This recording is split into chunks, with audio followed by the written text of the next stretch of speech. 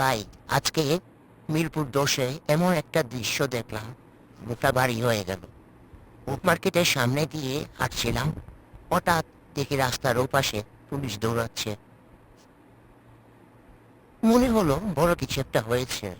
আমিও পিছু নিলাম। কিছুক্ষণ পর গিয়ে দেখি বিশাল জনসমাগম, মানুষ থেকে মানুষ, কিন্তু কেউ সন্ত্রাসী না, কেউ অপরাধী না। এরা শুধু রামিসা হত্যার বিচার চেয়েছিল।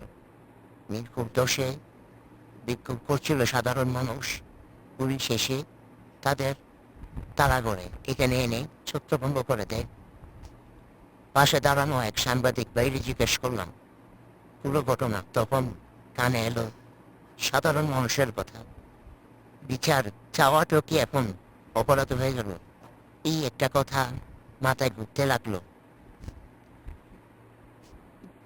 এখানে রয়েছে সাধারণ মানুষ, সাংবাদিক, বাইরা, সবাই একসাথে জড়ো হয়ে ঘটনা দেখছে এবং কি হচ্ছে তা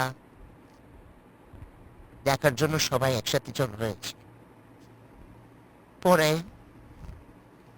কিছুক্ষণ পর সবাই আবার একে একে মিরপুর 10-এ মেট্রো নিচে চলে যাওয়ার জন্য রেডি হবে। এখানে কিছুক্ষণ গাড়ি ঘোড়াও অনেক জড়ো হয়ে গেল এবং সবার মধ্যে একটা আতঙ্ক জড়ো হলো। পরে যখন কিছুক্ষণ পর যাওয়া শুরু হলো একে একে, সবাই আবার মিরপুর 10 মেট্রোর নিচে চলে যাওয়া গেল।